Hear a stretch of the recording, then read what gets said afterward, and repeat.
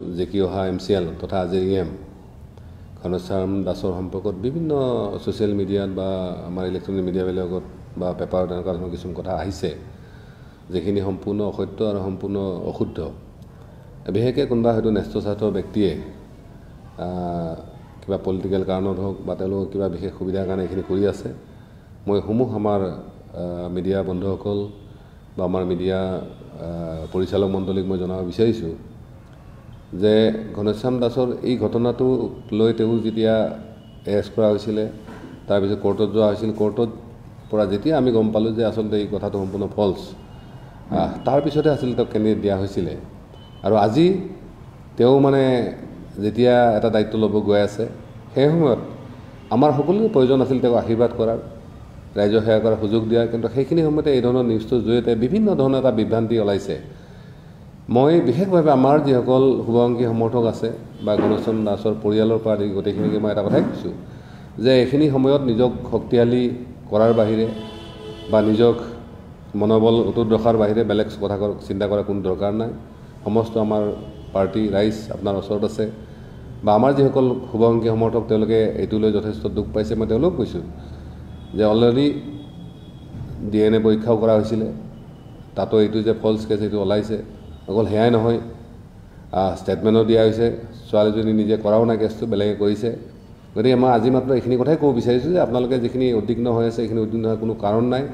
আৰু আপোনালোকে নিজৰ অধিকাৰৰ কাৰণে, নিজৰ প্ৰাপ্যখিনিৰ কাৰণে যিখিনি দুখ কষ্ট কৰিছে বা যিখিনি ত্যাগ কৰিছে সেইখিনিৰ কাৰণে নিশ্চয় আপোনালোকে পুৰস্কৃত হ'ব সময়ত। আৰু ইয়াৰ লগতে আমাৰ যিসকল কৰ্মকৰ্তা নিৰ্বাচনত হৰাৰ পিছত বা ৰিজাল্টটো অলপ বেয়া হোৱাৰ পিছত তেওঁলোকৰ যথেষ্ট নিৰাশ বা হতাশ হৈছে, তেখেতসকলক কৈছোঁ যে যিটো ৰাইজে সিদ্ধান্ত দিছে সেই সিদ্ধান্তক আমি নিশ্চয় ৱেলকাম কৰিম। তেওঁলোকে ভুলে দিছে ভালে দিছে তাত আমাৰ বিশেষ ক'বলগীয়া একো নাই, কাৰণ আল্টিমেটলি ৰাইজে যিহেতু সিদ্ধান্ত লোৱাৰ অধিকাৰী।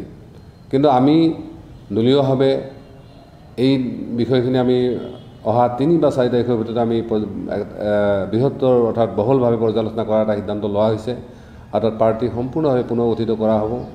আমাৰ নেতৃত্বৰ ওপৰত যিসকলৰ প্ৰশ্ন আছে বা ভৱিষ্যতৰ দিনবিলাকৰ যিবিলাক পৰিকল্পনা আছে তাত বিতংকৈ আলোচনা কৰা হ'ব। সেইখিনি সময়ত আমাৰ যিসকল দায়িত্ব থকা লোক আছে তাৰ ওপৰত ৰাইজকো এইটো আহ্বান কৰা হ'ব। গতিকে আপোনালোকে এইটো লৈ কোনো হেৰি কৰাৰ দৰকাৰ নাই। আৰু বিশেষকৈ আমি চৰকাৰৰ অংশীদাৰ হিচাপে আহি থকা দিনত চৰকাৰী যিবিলাক কাৰ্যসূচী হ'ব, যিবিলাক এজেণ্ডা হ'ব আৰু যি ধৰণৰ কিছু পদবী হওক বা বিভিন্ন সা সুবিধা আহিব, এইখিনি নিশ্চিতভাৱে আপোনালোকে পাব। এইটো লৈ যে আপোনালোকে কোনো ধৰণৰ এনেকুৱা ধৰণৰ মানে হেৰি হ'ব নালাগে যে মই এনেকুৱা লাগিব বা মই পাবই লাগিব। যে আজি বিগত প্ৰায় 17 বছৰ ধৰি আমাৰ এই যে ইভেন অফিচত গৈ বহিব পৰা জেগাটোও নাছিল, আজি এটলিষ্ট এটা অফিচ পাইছে বা তাত আপোনালোকে এজন EM থাকিব আৰু আপোনালোকে নিশ্চয় তেওঁ পদপ্ৰদৰ্শক হিচাপে আপোনালোকৰ ওচৰত আহিব। আৰু অকল সেয়াই নহয়, যিবিলাক ঘোটালা হৈ আছিলে বিভিন্ন ডিপাৰ্টমেণ্টবিলাকত, সেই ঘোটালাবিলাকৰ বিষয়ে আপোনালোকে নিশ্চিতভাৱে অৱগত হ'ব। আৰু আহি থকা দিনত কোনো ৰাজনৈতিক ব্যক্তিবিশেষ হওক বা দলে হওক বা কোনো অফিচাৰে হওক যাতে এনেকুৱা ধৰণৰ আৰু দুনাইবাৰ BTC সংগঠিত কৰিব নোৱাৰে, তাৰ কাৰণে আপোনালোকে অতন্ত্ৰ প্ৰহৰী হৈ থাকক, সেইখিনি আমি আশা কৰিছোঁ। আৰু আপোনালোকে যিখিনি আশা লৈ ইলেকশ্যন খেলিছিলে বা নিৰ্বাচনী যুঁজত অৱতীৰ্ণ হৈছিলে, সেই আশাখিনি আমি পূৰণ হ'ব বুলি মই আজিও দৃঢ় বিশ্বাসী। ভাষাৰ ক্ষেত্ৰত মই কৈছোঁৱে যে অলৰেডি আমাৰ কথা হৈছে যে অসমীয়া ভাষাটো BTCত প্ৰথম আৰু প্ৰধান ভাষা হৈয়ে থাকিব বড়ো ভাষাৰ লগতে। দ্বিতীয়তে মাটিৰ সম্পৰ্কতো অলৰেডি আমাৰ প্ৰমোদ বড়ো ডাঙৰীয়াই কৈছে ভাষণতো, আৰু আমাৰ কথাও হৈছে যে মাটিৰ যিখিনি বিষয় আছে সেইটো নামজাৰিৰ ক্ষেত্ৰত হওক, ট্ৰেন্সফাৰৰ ক্ষেত্ৰত হওক আৰু পাট্টাৰ ক্ষেত্ৰত হওক, এইখিনি আমি নিশ্চিতভাৱে খুব শীঘ্ৰে আমি এটা যুগান্তকাৰী হয়তো পদক্ষেপ ল'ব পাৰিম। আৰু লগতে আৰু বাকী যিবিলাক ৰাজ্যৰ যিখিনি উন্নয়নৰ যিখিনি সমস্যা আছে, অলপ চৰকাৰখন গতি লগাৰ লগে লগে নিশ্চিতভাৱে সেইখিনি যাতে হয় তাৰ কাৰণে আমাৰ যিখিনি প্ৰচেষ্টা সেইখিনি নিশ্চয় অব্যাহত থাকিব। ৰাজনৈতিক আক্ৰোশ আৰু হয়তো তেনেকুৱা ধৰণৰ মানে ব্যক্তিগত স্বাৰ্থৰ কথা আছে, এইটোৱে আছে, তাতকৈ মই বেলেগ একো দেখা নাপাওঁ। এইটো হয় যে আজি চাওক, হয় আমি চৰকাৰ গঠন কৰাৰ লগে লগে কিছুমান লোক আছে যিসকলে হয়তো BTCত সদায় সমস্যা হৈ থকাই বিচাৰে। মই আগতেও কৈছোঁ, তেখেতসকলেও কৈছোঁ যে BTC প্ৰেক্ষাপটটো সম্পূৰ্ণ বেলেগ, অসম বা ভাৰততকৈ সম্পূৰ্ণ বেলেগ।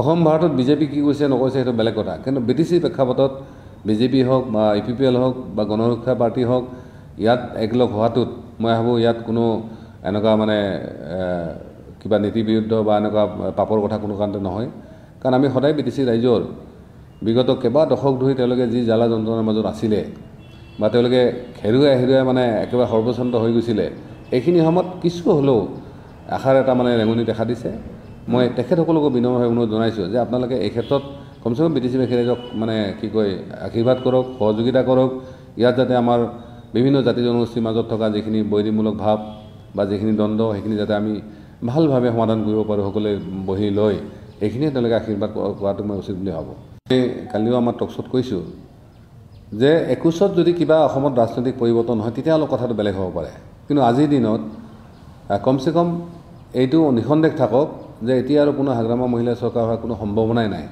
আৰু যিসকল তেওঁলোকে MCLৰ কথা কৈছে হয় মুখত তেওঁলোকে বহুত কথাই ক'ব পাৰে বা তেওঁলোকে হয়তো ভাবিব পাৰে এইটোৱে আচলতে সত্য এইটো মিছা কথা কাৰণ আজি বিজেপিৰ ক্ষেত্ৰত হওক বা ইউপিৰ ক্ষেত্ৰত যিখিনি মই দেখিছোঁ বা জানিছোঁ তেনেকুৱা ক্ষেত্ৰত তেওঁলোকে ইমান সহজতে যে এনেকুৱা ধৰণৰ টপ বা এনেকুৱা ভুল যাব এইটো মিছা কথা কাৰণ হাগ্ৰামা মহিলাৰ ডাঙৰ হাতত হয়তো টকা পইচাটো আছে তাতকৈ বেলেগ বিশেষ একো নাই আৰু পইচাই হয়তো সৰ্বোচ্চ নহয় আৰু হয় তেওঁ আগতে ৰাজনৈতিক ক্ষমতা আছিল তেতিয়া কথাটো বেলেগ আছে আজি যিহেতু তেওঁ ক্ষমতা নাই গতিকে এইটো সম্ভৱ হ'ব বুলি মই কেতিয়াও নাভাবোঁ এইটো মুঠে সম্ভৱ নহয় বিশেষকৈ আজি আমাৰ গণৰক্ষা পাৰ্টিৰ পৰা জিকি অহা MCL তথা আজি